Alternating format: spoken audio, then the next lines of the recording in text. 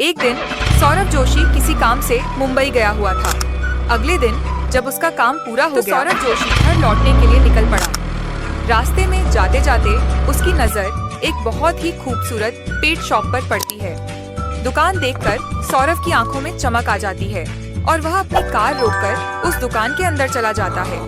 वहां जाकर सौरभ को एक बहुत प्यारा छोटा पप्पी कुत्ते का बच्चा दिखाई देता है। उसे देखकर सौरभ सोचता है, अगर मैं ये पपी कुणाली के लिए ले जाऊं तो उसे कितना अच्छा लगेगा। फिर सौरभ वह पपी खरीदकर अपनी कार में बैठ जाता है और घर की ओर निकल पड़ता है।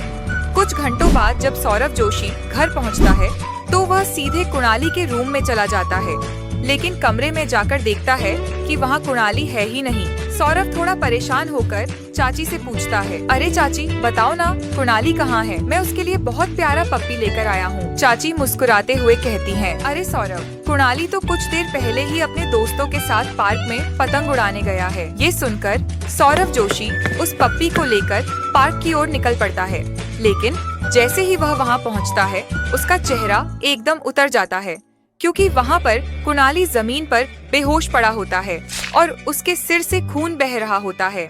सौरभ घबरा जाता है और तुरंत पुलिस को कॉल करता है। थोड़ी ही देर में पुलिस पार्क में पहुँच जाती है और वहाँ की पूरी जगह को घेर लेती है।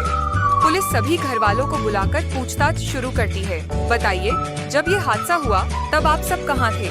सबसे पहले चाची कहती है, मैं तो रसोई में खाना बना रही थी। पीयूष कहता है, मैं अपने कमरे में मोबाइल पर गेम खेल रहा था। साहिल कहता है, मैं तो नहाने गया हुआ था। और बड़े बाबा कहते हैं, मैं अपने कमरे में अखबार पढ़ रहा था। पुलिस को सबकी बातें एकदम नॉर्मल लगती हैं, इसलिए वो आसपास के इलाके में तफ्तीश शुरू करती है। थोड़ी देर बाद पुलिस को एक ड्रोन कैमरा पास की बिल्डिंग की छत पर दिखाई देता है, जो की पूरी रिकॉर्डिंग कर रहा था। सौरभ जोशी उस ड्रोन की फुटेज पुलिस को दिखाता है। फुटेज में दिखता है कि कुणाली पतंग उड़ा रहा था। तभी पीछे से कोई व्यक्ति आता है और उसे सिर पर पत्थर से मारकर भाग जाता है। जब पुलिस ने फुटेज को झूम करके देखा तो एक चीज पर सबकी नजर टिक गई। उस अजीबोगरीब इंसान के हाथ में जो नीली कलाई घड़ी थी, वही घड़ी पीयूष की भी थी। पुलिस तुरंत पीयूष से पूछती है, ये वही घड़ी है ना जो तुम रोज पहनते हो? पीयूष घबरा जाता है और झूठ बोलने लगता है।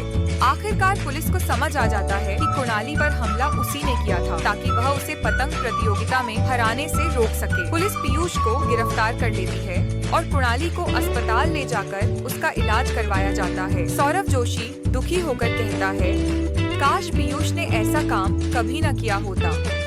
और अगर आपको ये कहानी थोड़ी सी भी इंटरेस्टिंग और मिस्ट्रीफुल लगी हो तो चैनल को सब्सक्राइब, वीडियो को लाइक और शेयर जरूर करें। मिलते हैं आपसे किसी नेक्स्ट धमाकेदार वीडियो में। तब तक के लिए बाय बाय।